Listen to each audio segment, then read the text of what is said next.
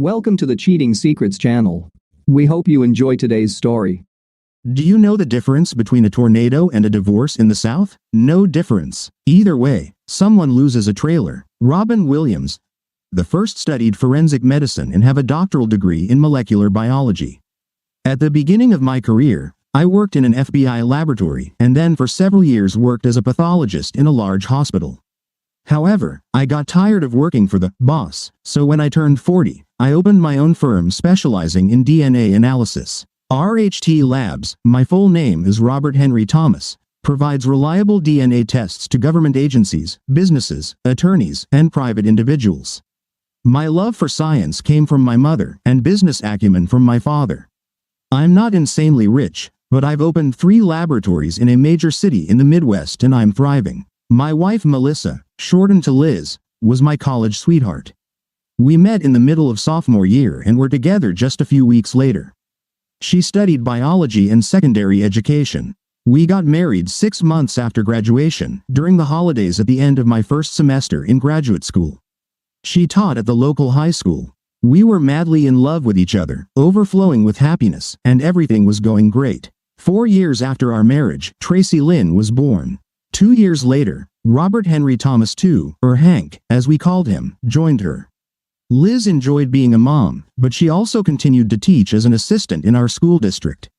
Eventually, she returned to teaching full-time when Tracy was in 3rd grade and Hank was in 1st. My children were 12 and 10 years old when I became a private entrepreneur. The first year or so was tough. I worked long hours and went through personnel until I found a suitable team of people who liked hard work, good pay, and benefits. They quickly realized they were working for an owner who was stricter with himself than anyone else. Now, at 47, marriage, children, work, and our lakeside cottage occupy most of my world. We bought our home by the lake about 10 years ago. It was in fairly rundown condition, so we got it at a good price and didn't mind working together to fix it up. When school let out for summer, Liz and the kids spent about 85% of their time there. I shortened my work week to 4 days in June, July, and August to enjoy long weekends with our loving team.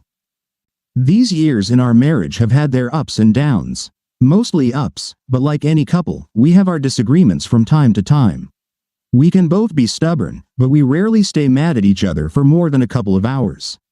Neither of us likes being at odds with each other, so we quickly admit where we were wrong and smooth things over. No marriage is perfect, but I wouldn't trade mine for anything in the world.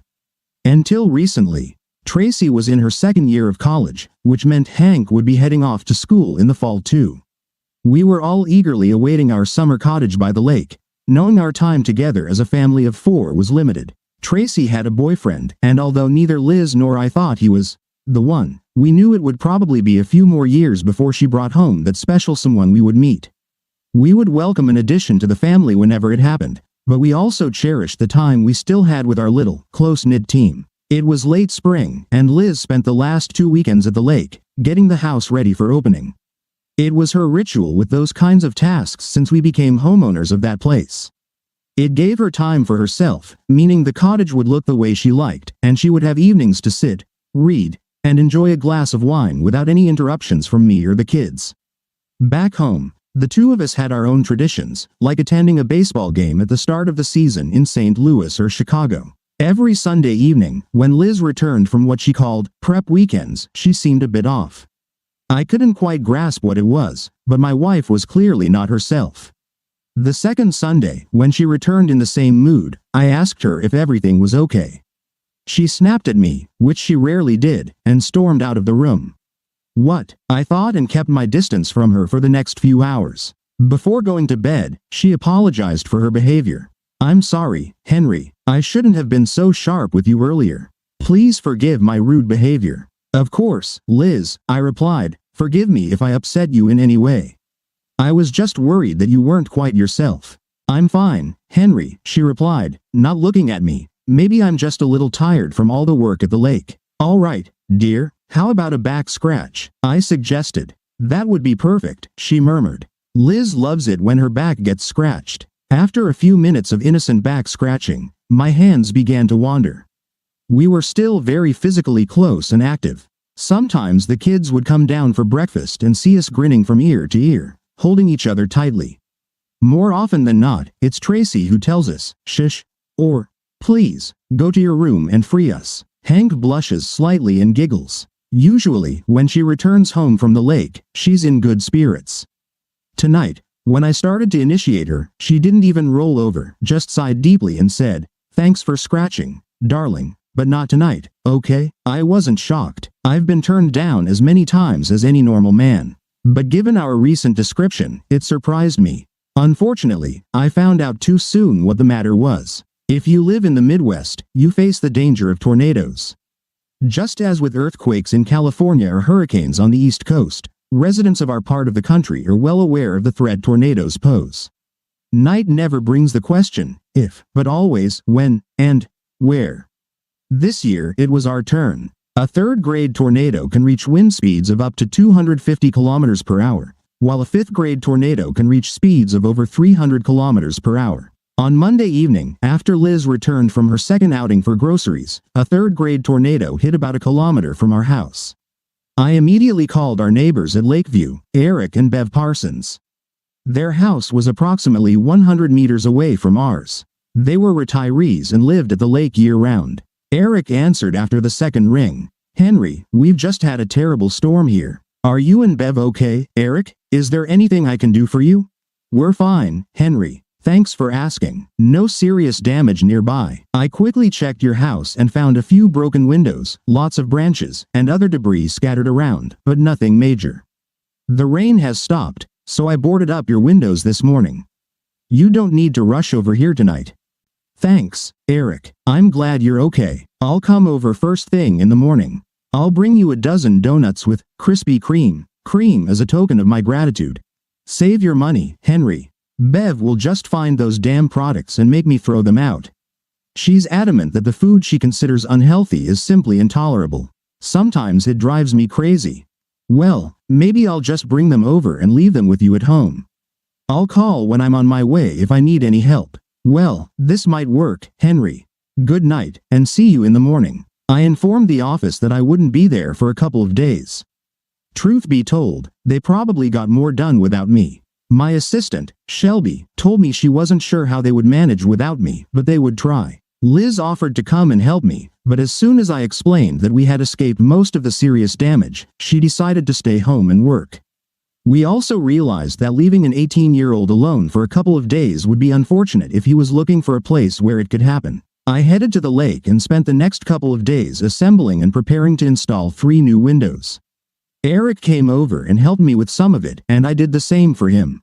If anyone did eat any donuts, I'm not saying. It was noon on Wednesday, and most of the major cleanup was done. Liz had placed the garbage bin next to the mailbox before leaving on Sunday, as the trip to the lake was scheduled for Tuesday. Due to the storm, its contents were still scattered around the yard. The bin itself had been blown onto the street. Rolling it back into place, I began the final task, filling it with the items strewn across the lawn. I was nearly finished when I noticed something resembling a Ziploc bag at the far end of our yard. Upon closer inspection, it was indeed a clear plastic bag. There was nothing strange about that, but its contents appeared to be discarded clothing. I picked it up and saw something resembling one of Liz's swimsuits, a blouse, and panties. Upon opening it, a mixture of scents hit my nostrils. Human sweat and other bodily secretions had been tightly enclosed for at least 3 days. Remember, I deal with DNA analysis. I recognized something familiar in the aroma from working with scents in our labs. I picked up the blouse. 4 out of 6 buttons were missing. Both swimsuits and panties were stained with dried semen. I felt my lunch creeping back up my throat, though I tried my best to swallow it down. I lost. How could this have happened? Liz and I hadn't been together at the lake since the Thanksgiving weekend, and as far as I could remember, it was a big family weekend, so sex wasn't on the menu. I knew enough to understand that the contents of the bag had been in there for no more than a few days. A nearly 25-year marriage, built on love and dedication to the cause, suddenly rocked at its core. I took my newly acquired items to the porch, sat down, and forced myself to think. Obviously, Liz knew I wouldn't show up at the lake until Tuesday morning when the garbage collector came. There was no need to hide anything as everything would have disappeared long before my first spring visit. But who? Our house was far enough from Eric's home for someone to come and go unnoticed. I also recalled how it seemed to me that Liz was out of sorts when she returned from both weekends. Was it because she was coming home after being with him? How long had she been cheating on me? Was it someone who lived here, or did they just meet here? Someone she worked with? A neighbor? Was he clean? Could I have contracted a sexually transmitted disease? My head was spinning, and I found it difficult to breathe. I tried to keep my composure, but it wasn't easy. I wasn't in the right state to go home. After an hour, I came to an instant decision. I called Liz to say that I needed to do a few more things here and that I had already had a few beers. It would be better if I stayed overnight and returned to the city early in the morning. The lake house was just an hour's drive away, so I could get up at 6 and be in the office by my usual 8. I'm glad there wasn't too much damage, Liz said when I told her my plan. I just wanted you to come home tonight. I wanted to make up for the lack of enthusiasm on Sunday. Sorry, Liz, but see you tomorrow. Goodbye, darling. I love you. Good night, Liz. I couldn't bring myself to tell her I loved her. I had a couple or 5 glasses of bourbon and eventually fell into a fitful sleep until 5 a.m. On the way home, I made several decisions and also made a few phone calls. I would conduct the DNA analysis myself, so I needed to go straight to the lab and start it before anyone else arrived. Secondly, I called my lawyer, Tom Kincaid, and briefed him on the situation. Finally, I called a friend I had worked with at the FBI, who also worked in the private sector, and told him what I needed. By the end of the day, I had dealt with 2 out of 3 matters. Tom and I met for a couple of hours over lunch. Bad news. Despite everything, in the divorce, she would get 50% of all assets. Even if the kids grow up and perhaps decide to live with me, financially she'll be just fine. How twisted our system is, I thought. To break vows to the people you claim to love and get financial compensation. Secondly, my friend managed to pull some strings and install state-of-the-art surveillance equipment in the lake house, undetectable by anyone. Not that it would help much in the divorce, but I needed evidence of her infidelity. I was by no means going to let her play the victim in front of our friends and family. If necessary, I would actively use social media. Liz would probably stand financially, but she wouldn't leave this marriage without damage to her reputation. My third project was the DNA identification process. Obviously, Liz's results were easy to determine, but finding the unknown person took more time. Hopefully, not until the end of the workday tomorrow if I'm lucky. I came home, hugged the kids, and pecked Liz on the cheek. Everyone was curious about my last day. I took pictures on my phone, so everyone gathered around, peering over my shoulder as I told the story. Despite her duplicity, it was clear Liz was worried about our second home. She had as many wonderful memories as the rest of us, and we had been together for a long time. I kept talking in an even tone, trying to maintain composure. She stood so close, looking at my phone, that her scent filled my nostrils. Usually, this would eventually start arousing me. Tonight, her scent made me feel sad. I purposely took a photo of the garbage scattered around the yard. Before returning, I edited the picture and made the zippered bag slightly larger in the frame. Despite my pain, I decided a little brainstorming wouldn't hurt. I mean, look at all this trash. You wouldn't believe how much I had to gather and pack, I said, lingering a second or two longer on this photo. I felt Liz tense for a moment. Later that night, as we got into bed, Liz reached out to me. I think she felt me tense up when she hugged me and pulled closer to me. Are you okay, Henry? What's wrong, honey? Usually, I would turn over and we would talk almost nose to nose.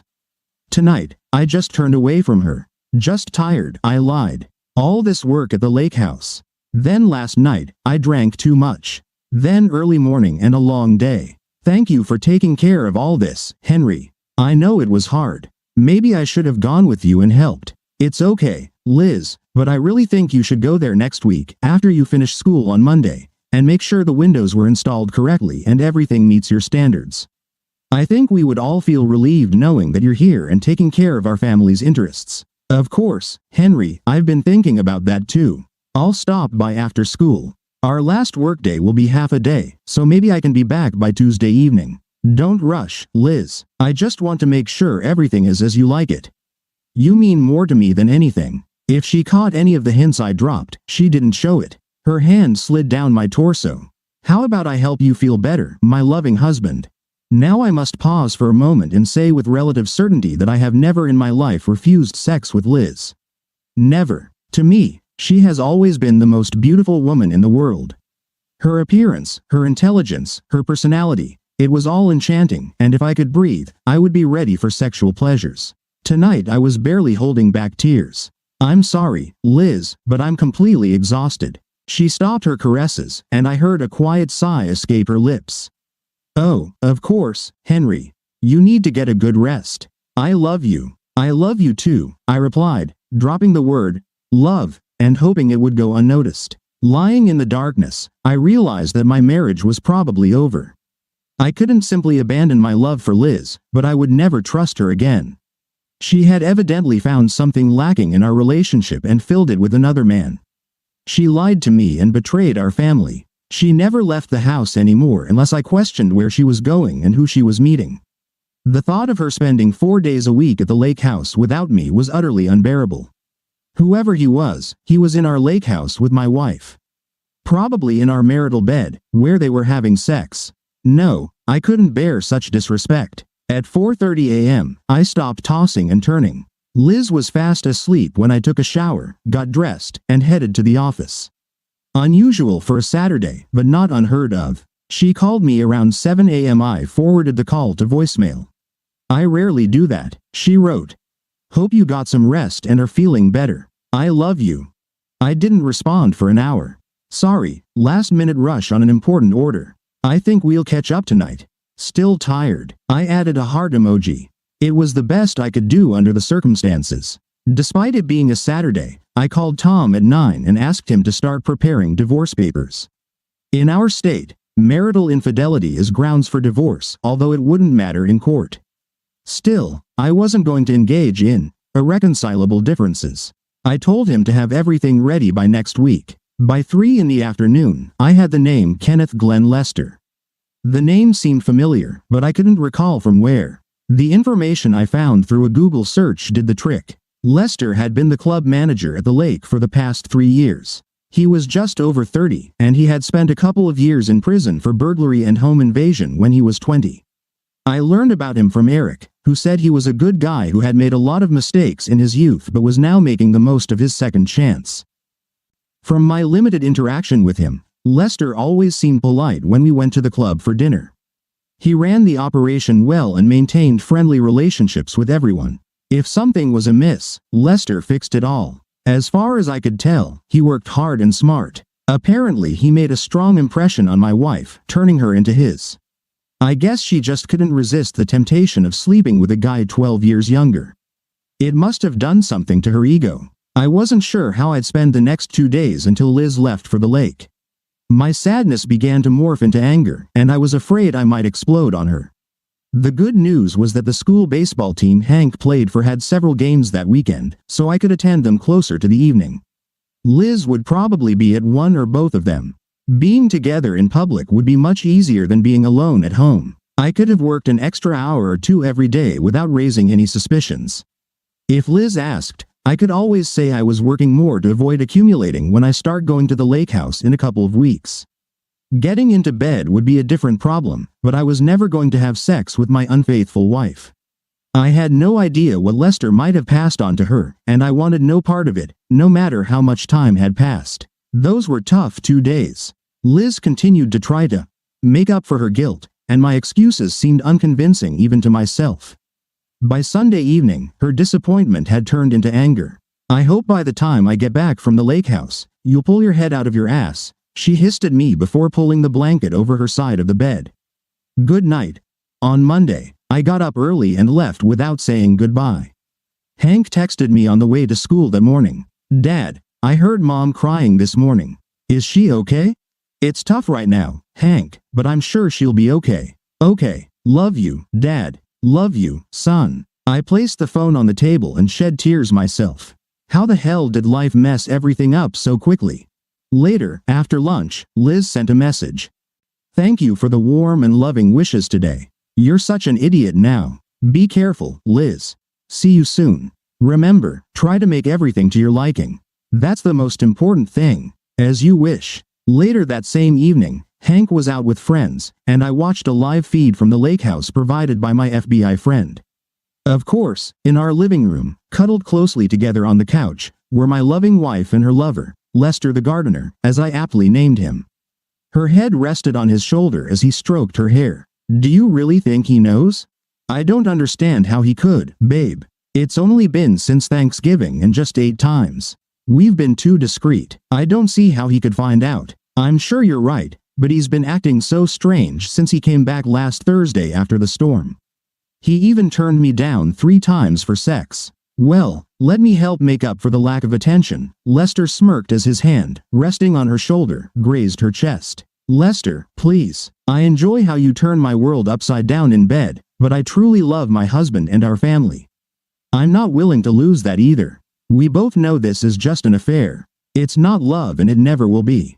For all I know, you're probably sleeping with at least 2 or 3 other married women. You're right, Liz. I don't want to pretend to be anything more than just a fun distraction. Nonetheless, I do genuinely care about you and don't want you to suffer. By the way, if you don't mind my asking, was I the first guy you slept with outside of marriage? I'm not judging, just curious. Liz fell silent for a moment. Damn it all, I thought. I didn't believe it could get any worse. There was one more, about 5 years ago. He was the new administrator in our county, and he was damn attractive. I don't know what came over me, but for some reason, he chose me, and I didn't resist. We did it for about 6 months before I came to my senses. To be honest, I caught him having sex with the vice principal of the school. I slapped him so hard I think he saw stars for a couple days. Mike Jensen, I thought to myself. That slimy bastard was so smug next to me, and now I know why. He slept with my trashy wife. Remind me never to cross you, Liz. By the way, honestly, I'm flirting with Julie Mitchell and Kim Ferguson. I know you don't care, as we're just having an affair, but I want you to know. None of us have any venereal diseases. I'm very careful. Nice to meet you, buddy. I knew about Julie. Kim is kind of a surprise, as she seems like such a nice girl. Well, since we both know it's just casual, I'm tired of my man neglecting me all week, so why don't you drag me to bed, darling, and make me feel like a real woman? I switched to the hidden camera in the bedroom and watched for about 10 minutes. That was 9 minutes longer than I thought I could handle. They were tearing each other's clothes off and going at it hard. My loving wife gave her boyfriend an amazing blowjob, after which he lifted her up on the bed, put her on all fours and started taking her from behind. She moaned and breathed heavily. Between moans, she begged him. Yes, right here, please. Oh, so damn good. Yes, please, right here, hard. I turned it off, went to the bathroom, and threw up. On Tuesday, I texted Tracy and told her that Hank and I needed to talk to her. At noon, I shared the ugly truth with my children. It broke my heart, but I couldn't sugarcoat the situation or pretend that what their mom did was untrue. I was sad, and I cried most of the time. They both cried too, but eventually said they would try to understand and support. I told them that I was going to give their mom a chance to come clean to me on Wednesday evening. If she did, we had a small chance of success. Obviously, they wouldn't be able to say anything they knew if they talked to their mom. Tracy invited Hank to stay until the end of the week, as he had no school commitments, and she was going to summer classes before returning home. I thought it was amazing of her to think of her younger brother when her own heart was broken. When Liz walked in the door around 4 o'clock, I was waiting for her in the study. I was sitting in my leather chair sipping bourbon, carefully. She glided across the room, dropping her purse and a bag, intending to plop down on my lap. I guessed that after the wrestler Lester had just taken her, she was happy and in a good mood about her scumbag husband. I raised my hand to keep her at arm's length. She noticed the very serious expression on my face. What's wrong, Henry? I gestured to the couch. Please, have a seat, Liz. Can I offer you something to drink? No, I'm fine. But now please tell me, Henry, what the hell is wrong? Oh God, are the kids okay? The kids are fine, Liz. No need to worry. I noticed she relaxed slightly upon hearing this good news. Unfortunately, things will probably go downhill from here. Liz, I'm going to give you one and only one chance. Do you want to tell me something, Liz? Or should I ask if there's anything you'd like to tell me, Liz? I expect full honesty from you, my dear wife, and in return, I will be completely honest with you. Please think carefully before you answer. Henry, what am I supposed to tell you? The lake house is fine. The kids are fine. We haven't had any disagreements for a few months until just a few days ago. Our sex life has usually been very good. What do you want me to say? My hopes for any progress were crumbling with each passing second. Liz, I've been honest with you throughout our entire marriage. I've never lied, deceived, or distorted the truth to you. I'm not perfect, far from it. I don't always get it right, but being completely honest with you has always been one of my top priorities in our relationship. So, I'll ask one last time, Liz. Is there anything you need to be honest with me about? That's when our marriage fell apart. Honestly, Henry, I have no idea what you're looking for or talking about. Tears welled up in my eyes. I'm so terribly sad, Liz. I'm so sad that you despise me in our marriage like this. I guess I'll never know what I did to deserve your betrayal and disloyalty. I thought we would always be together until death do us part. Now I know that wasn't and will never be the case. Liz, I know all about your lovers, Ken Lester and Mike Jensen. Liz's face turned ashen gray in an instant. She opened her mouth, covering it with her hand. Oh no, no, no, she said in a barely audible whisper. Then louder. No, Henry, please let me explain. Oh God, what have I done? Please, Henry, they mean nothing. Nothing. I love only you. Is it true, Liz? Mike Jensen was, as you put it, damn sexy. I believe that was the term you used. And if memory serves me right, on Friday night you told Lester the wrestler that you were excited because your husband was neglecting you, so he needed to drag you into bed and make you a real woman. Sounds like neither means anything to you. How? When? Henry? How did you hear all this? Simply put, my unfaithful wife. Last week, I installed surveillance equipment after finding your soiled swimsuit and panties, soaked in semen, in a Ziploc bag that was blown out of the trash can during the storm. Your ruined blouse was also in it, but I'm sure you can replace it so Lester can tear another one off you while you devour each other. DNA analysis was quite straightforward for obvious reasons. You mean to say you were spying on me and Lester? No, Liz. It was all recorded, but I stopped watching after you performed oral sex on him and he started doing doggy style with you on the bed. I thought that was just for us. As soon as you started moaning like a bitch in heat, I turned off the TV, went to the bathroom, and threw up. Now Liz was crying, unable to cope with my revelations. I didn't try to comfort her or continue describing her escapades. I simply sat in silence, under the cover of pain that enveloped my heart like the darkest of nights. After a few minutes, she began to regain her composure. What can I do, Henry? How can I make things right? Please tell me we can fix this. I can't imagine my life without you, without our shared home, without our world. Please, Henry, tell me there's a way out of this mess. There is a way, Liz, but it won't work, and we will never be together. You've taken away my trust, my love, my promise to be with you, and you and your lovers heartlessly shattered them. I cherished you, Liz, and you spat on my love. You mocked me as a man and a husband. How could you think I would calmly watch as my wife sleeps with other men? Did you really have such a low opinion of me? I'm sorry you made your choice, Liz, but now I've made mine. The only way forward is to live separately. With these words, I leaned forward, took an envelope from manila paper, and tossed it onto the couch next to her. The envelope was marked, Petition for Divorce. No, Henry, please, not this. We have to try to stay together for ourselves and our children. For your business and my teaching career. We can get through this. I can seek professional help. We can get counseling. We're strong, Henry. We can weather this storm. Liz, let me be clear. I'm divorcing you because of marital infidelity. You can tear up these papers and throw them away if you want. But if you do, I'll ask my lawyer to draft another copy and hand it to you at work, in front of your students and colleagues. Please, don't do this to Hank. No matter how poorly you think of me, please spare at least your son. Henry, you love me too much to do this, and I love you too much to end a 24-year marriage. Please, work with me to find a solution that will save our marriage and our family. Liz, you have no idea what real love is.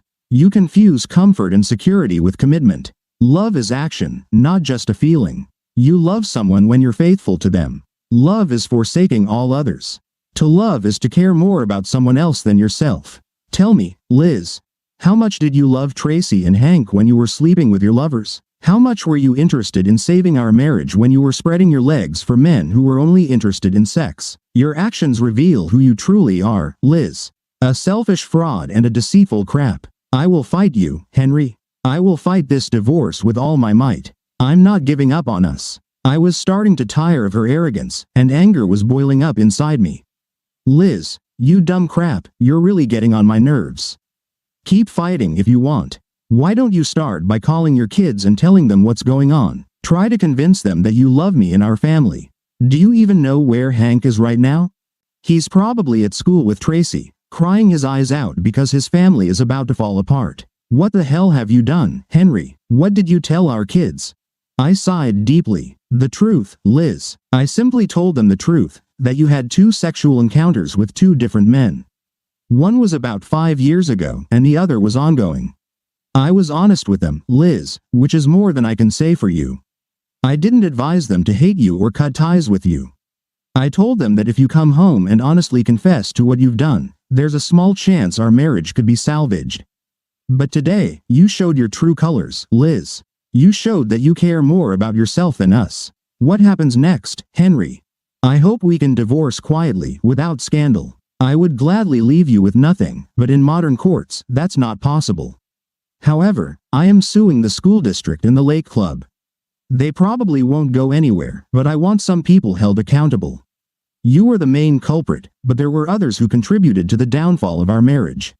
You had accomplices, and I want them to pay. Financially, you'll probably fare better than me, at least for the first few years.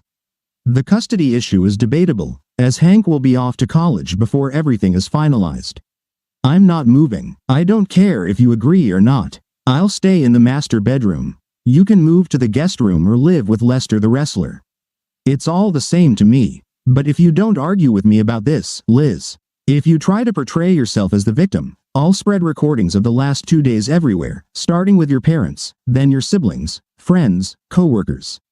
I'm not a bad guy. I didn't sleep around and ruin my marriage. I won't try to cover for you. From the expression on her face, I could tell that she finally realized the extent of her actions. There was deep pain written on her face. I'm so sorry, Henry. I know you're deeply hurt by what I've done, but can I ask you to hold me for a few moments? I feel so lost. I stood up and began pacing the room, then stopped. I'm sorry, Liz, but I'll never touch you again. Liz struggled with it for a while, but ultimately it was inevitable. The divorce was settled roughly 50-50. Henry's lawyer, Tom, was right. You can cheat on your spouse, and the court will reward your infidelity and punish the victim. Fortunately for Henry, the kids were adults, so child support wasn't required. His company thrived, so even with the payout, his finances were fine. Liz wanted them to jointly maintain the lake house. Henry refused. Eventually, they agreed to place it in trust for Tracy and Hank, 50-50 for each of them. Perhaps someday Henry would return there to play with his grandchildren. He doubted it. The lawsuits led nowhere, but the angered members of the club fired Lester and drove him out of town. Julie Mitchell's and Kim Ferguson's husbands got a small portion of the recording where Lester confesses to sleeping with them. Both couples got divorced. One evening, Mike Jensen was brutally beaten as he left the gym where he worked out. 3 weeks later, it happened again.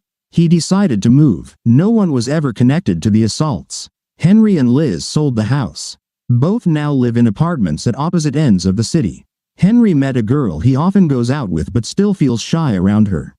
There are rumors of divorce, and Liz's reputation as a submissive minx keeps her from going out in public. Tracy and Hank see both parents, though their relationship with their mother remains strained. Every time a tornado siren sounds, a sad smile crosses Henry's face, and he shrugs. Liz sits and cries. Only a tornado can stir up a real storm. Thank you for being with us and listening until the end. If you found it interesting, please subscribe, give us a like, and leave your comments. And we'll see you on the Cheating Secrets channel.